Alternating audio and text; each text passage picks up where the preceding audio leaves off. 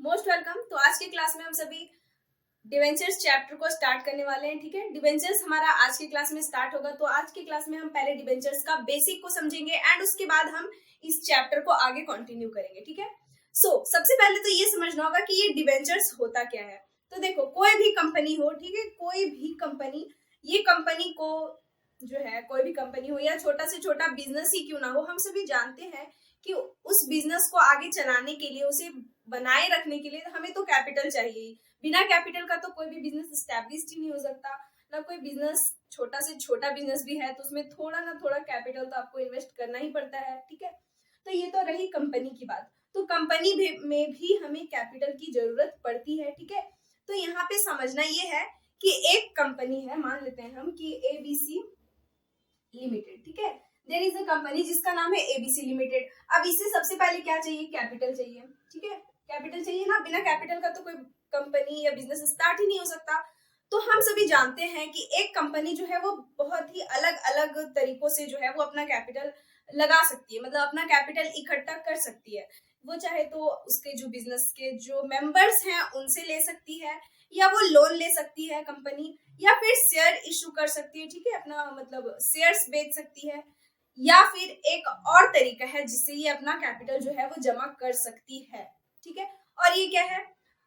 देखो क्या है, देखो सबसे पहली बात कि ये अपना पहले तो शेयर्स लेगी। ठीक है, शेयर्स में अपना कैपिटल ला सकती है। देन बैंक लोन ले सकती है। ठीक है, या फिर मेंबर्स से भी अपना इकट्ठा कर सकती है पैसा। ठीक है, मेंबर्स भी अपना घर से लगा सकते हैं कैपिटल। या फिर एक रास्ता जो है जिसमें हम आज की क्लास में समझने वाले हैं, ये है डिबेंचर्स। ठीक है, तो सबसे पहली बात, ये डिबेंचर्स होता क्या है। देखो, शेयर्स क्या है ये तो पता है, मतलब शेयर्स चैप्टर हम पढ़े हैं, बैंक लोन हम जानते हैं। डिबेंचर्स क्या होते हैं, मतलब डिबेंचर्स क्या होते हैं?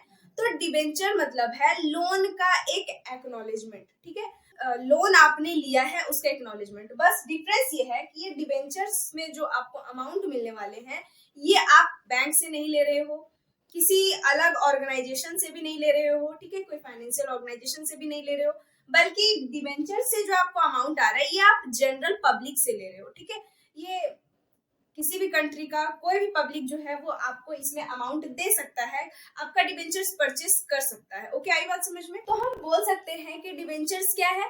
तो जिस प्रकार आप बैंक से लोन लेते हैं उसी तरीके से डिबेंचर्स क्या होते हैं, तो आपने पब्लिक से लोन लिया है। ठीक है, तो ये आपका डिबेंचर्स हो गया। आपने पब्लिक से लोन लिया और उसे एक पेपर पे, कोई भी पेपर पे आपने लिखा है कि मैं XYZ कंपनी पब्लिक से जो है वो अमाउंट ले रहा हूँ लोन के रूप में। ठीक है, विथ इंटरेस्ट मैं उसे बाद में कुछ टाइम पीरियड के बाद रिटर्न कर दूंगा। तो ये जो एक्नॉलेजमेंट आपने प्रिपेयर किया, ये जो एक्नॉलेजमेंट आपने एक पेपर पे बनाया, that is called debenture. Debenture यही होता है बेसिकली। ठीक है, तो देखो, आप बोल सकते हैं कि डिबेंचर क्या है? एक लोन है। ठीक है, जैसे अगर शेयर किसी कंपनी का आप परचेस करते हैं तो आप उस कंपनी का ऑनर भी कहलाते हैं ना। शेयर होल्डर्स को ऑनर भी बोला जाता है उस कंपनी का।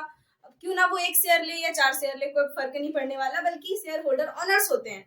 लेकिन जो डिबेंचर होल्डर होते हैं, जो डिबेंचर लेते हैं, वो कंपनी के ऑनर नहीं होते, बल्कि वो कंपनी के क्या होते हैं? क्रेडिटर्स। ठीक है, क्रेडिटर्स क्यों?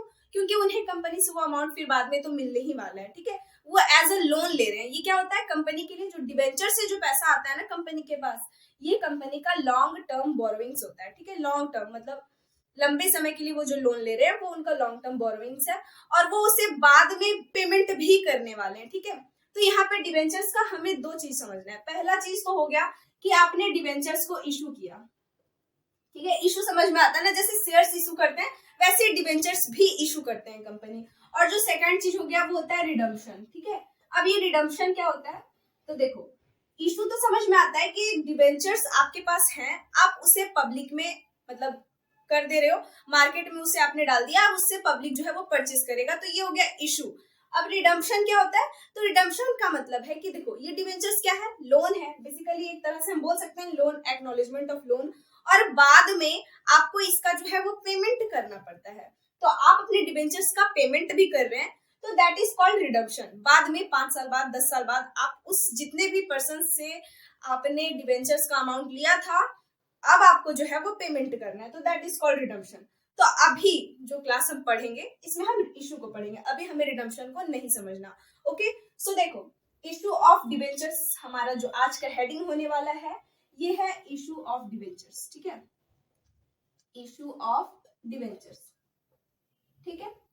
तो देखो सबसे पहले अब हम समझते हैं, अब समझ में आया ना डिबेंचर्स क्या है। तो debentures is an acknowledgement of loan from public, ठीक है, पब्लिक से आप लोन ले रहे हैं उसका आप एक एक्नॉलेजमेंट बनाए। एक्नॉलेजमेंट समझ में आता है ना, जिसमें आप सत्यापित कर रहे हैं कि हाँ मैं एक कंपनी हूँ और मैं XYZ कंपनी हूँ और मैं पब्लिक से डिबेंचर्स से अमाउंट ले रहा हूँ एज लोन, जिसे मैं बाद में विद इंटरेस्ट कुछ समय के बाद पेमेंट कर दूंगा या रिटर्न कर दूंगा, ठीक है। तो ये एक्नॉलेजमेंट जो आपने बनाया that is called a debenture, ठीक है।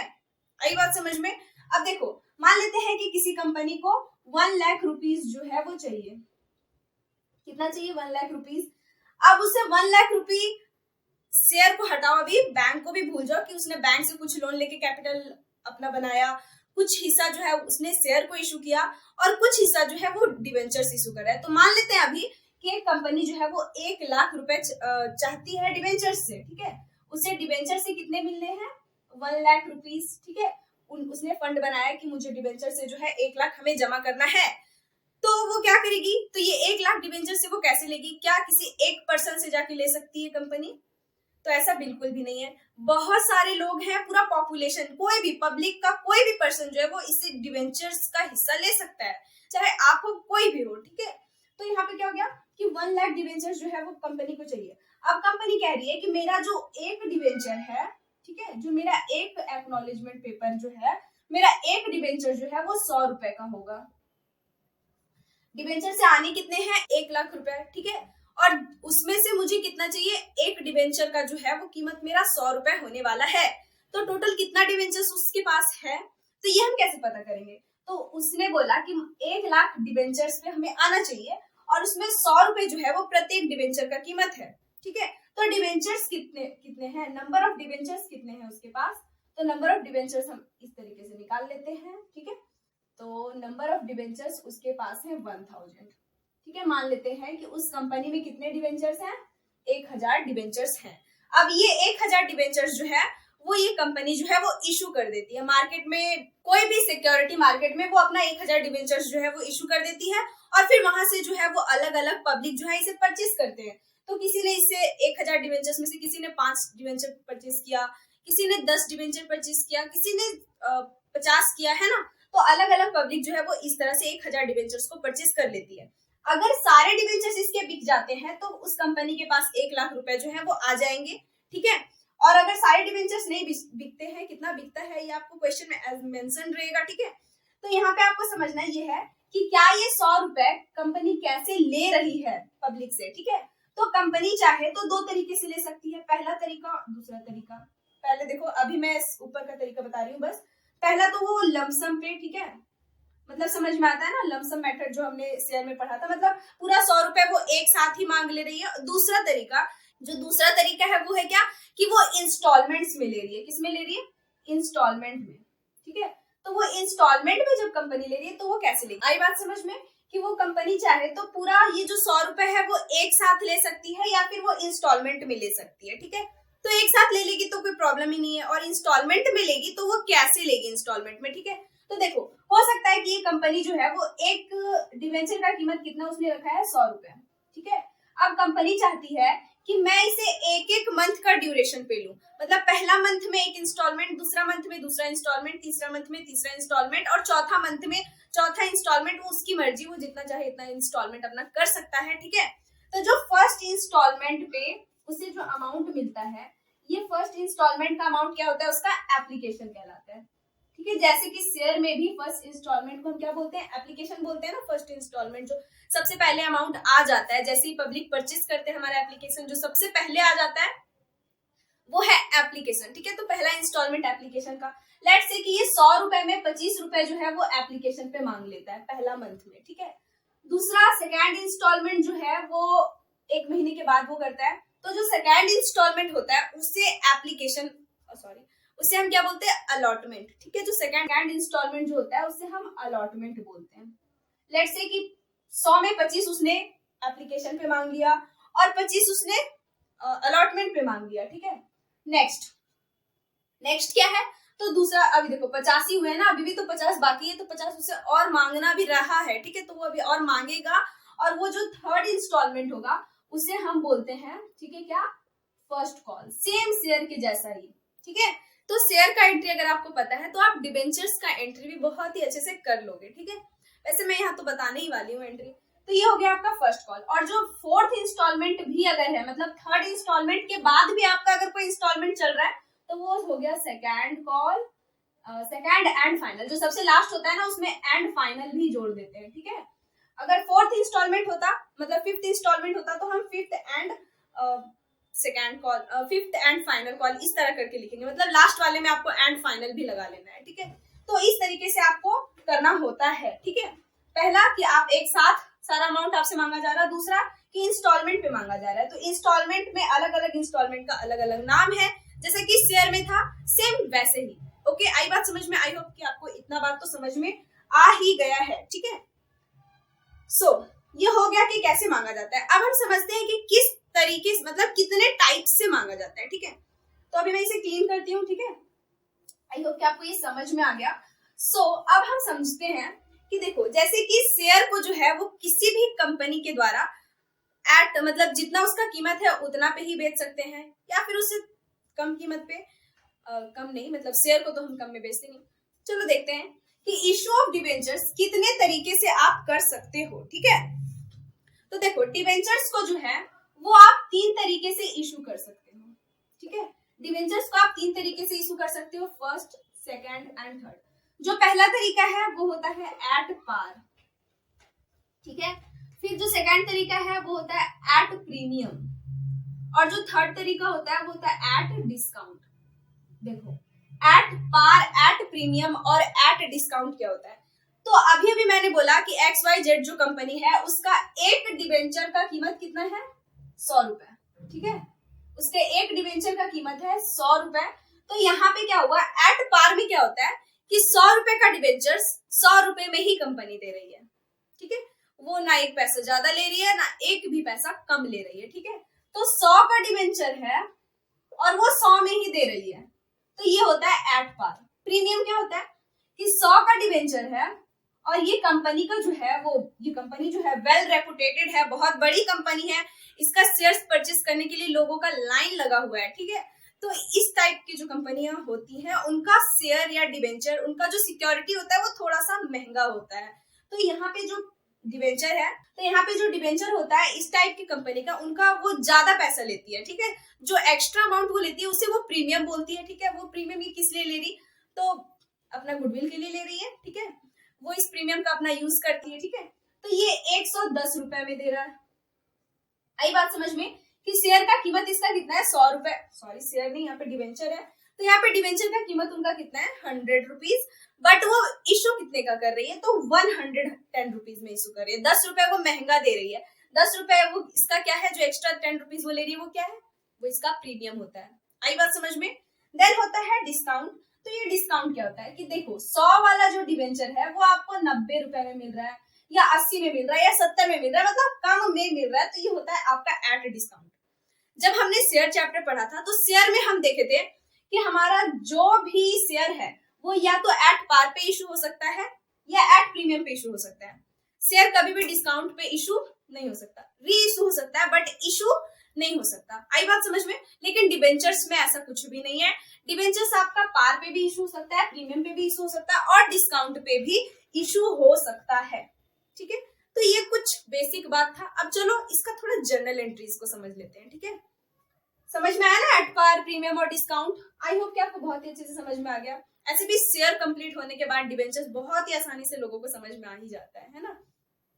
तो अब हम ना इसका थोड़ा जर्नल एंट्रीज पढ़ेंगे। Journal entries at the time of issue of debentures ही हम समझ रहे हैं, तो अब हमें इसका कुछ जर्नल एंट्रीज को समझना होगा। जिस तरह से इशू ऑफ शेयर के टाइम में हम जर्नल एंट्रीज को समझे थे ना, पढ़े थे ना, सेम वैसे ही। तो सबसे पहला, अभी अभी मैंने आपको क्या बोला था कुछ देर पहले, कि पहला जो इंस्टॉलमेंट होता है उसे हम एप्लीकेशन बोलते हैं, ठीक है। अब देखो, अगर कोई भी कंपनी है या आप हो या मैं हूं, कोई भी है, अगर वो लोन लेता है बैंक से, अगर वो लोन ले रहा है तो वो उसका क्या होता है, लायबिलिटी होता है। तो हम उसका एंट्री क्या करते हैं, bank account debit to loan या बैंक लोन, यही करते हैं ना एंट्री। अब यहाँ पे क्या हो रहा है कि ये डिवेंचर्स भी एक लोन ही है जो कि आप पब्लिक से ले रहे हैं, ठीक है, ये डिवेंचर्स एक लोन ही है जो आप पब्लिक से ले रहे हैं। तो इसमें आप क्या लिखेंगे, बैंक के प्लेस लोन लिख करके आप क्या लिखोगे, डिवेंचर्स लिखोगे ना, bank account debit to debentures. तो देखो सबसे पहले तो आपको जो एप्लीकेशन होता है आपका, जैसे ही आप डिवेंचर इशू करते हो तो जो पब्लिक है उस डिवेंचर को खरीदने के लिए आपको सबसे पहला पेमेंट कर देता है, खरीदने के टाइम पे ही पेमेंट कर देता है, तो वो आपका एप्लीकेशन होता है। क्या होता है, एप्लीकेशन।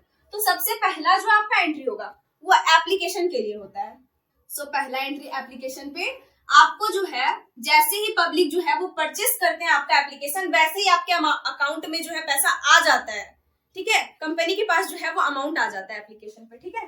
तो इसमें आपका एंट्री क्या होगा, बैंक अकाउंट डेबिट टू क्या लिखेंगे हम, तो सेम है डिवेंचर एप्लीकेशन अकाउंट, ठीक है, डिवेंचर एप्लीकेशन अकाउंट। अब देखो यहाँ पे अमाउंट क्या लिखेंगे, जैसे हम मान लेते हैं कि एक कंपनी जो है वो 1000 डिवेंचर्स जो है वो इशू करती है, ठीक है, 1000 डिवेंचर्स वो इशू करती है at the rate of ₹100 each, ठीक है, 100 रुपया प्रत्येक दाम है इसका। तो इसमें वो क्या करती है, 100 की जगह पे 50 कर देते हैं, at the rate of ₹50 each.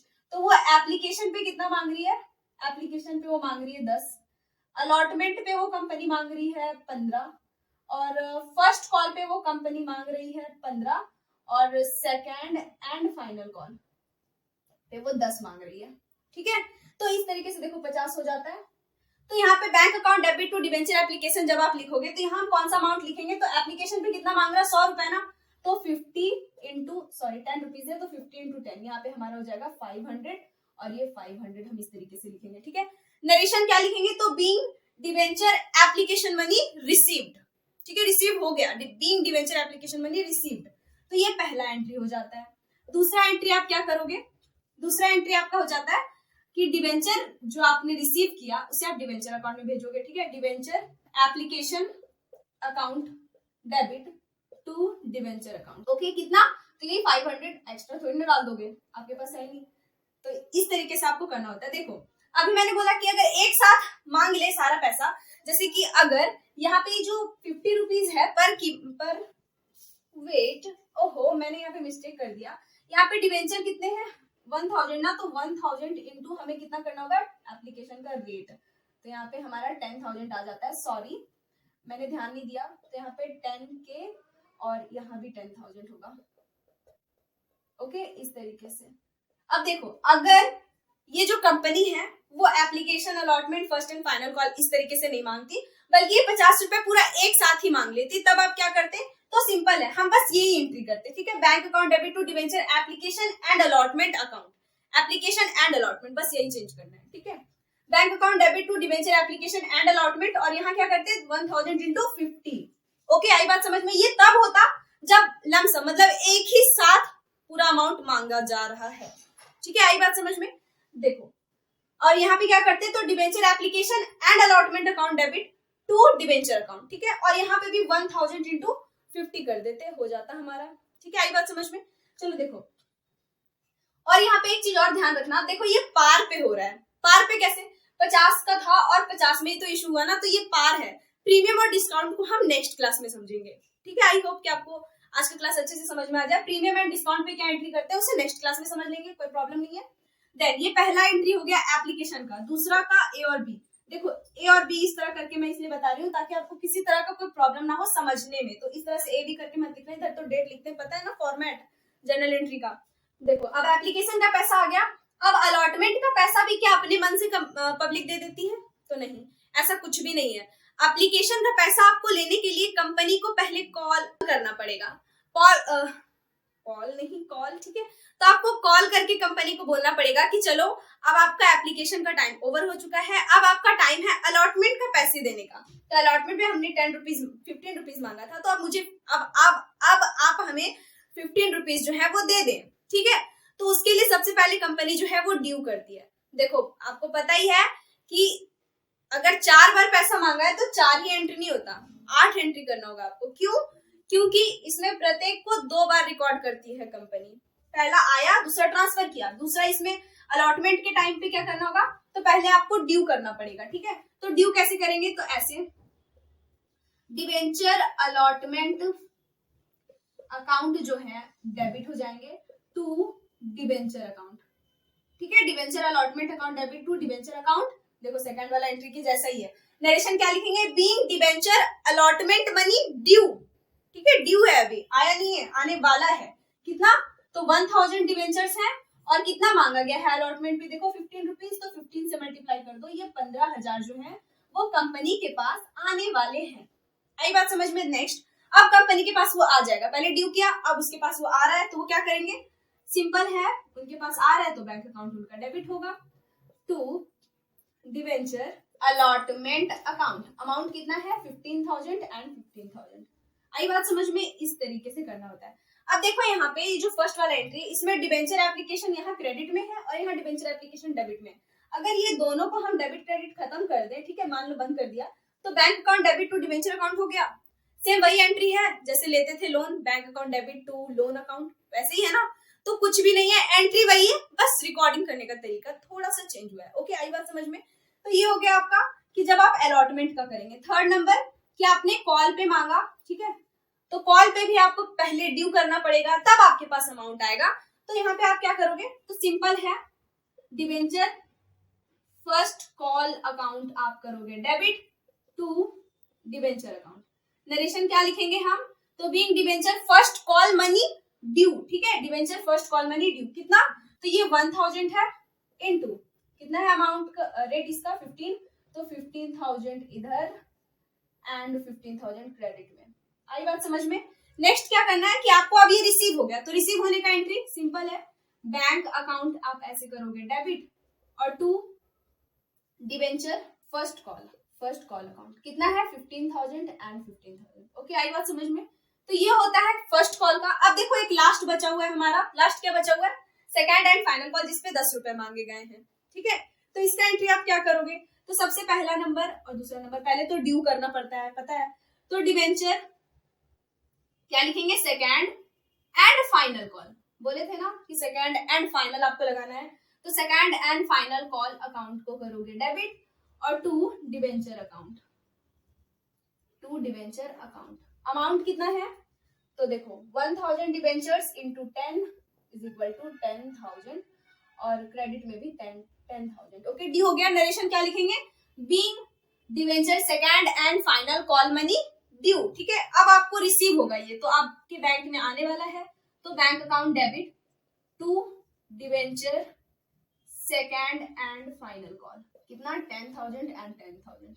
Okay, यहाँ पे क्या लिखेंगे, being debenture second and final call money received, ठीक है। तो इतना एंट्री आपको करना होगा। 8 एंट्रीज है ये टोटल, ठीक है। अभी मैं इसे अब मिटा देती हूँ। आई होप कि आपको समझ में आ गया। ये 1 नंबर, ये 2 है, ये 3, ये 4, देखो डेट लिखना अगर डेट गिवन होगा तो 7 और 8, इतना एंट्रीज जो है वो आपको करने होते हैं।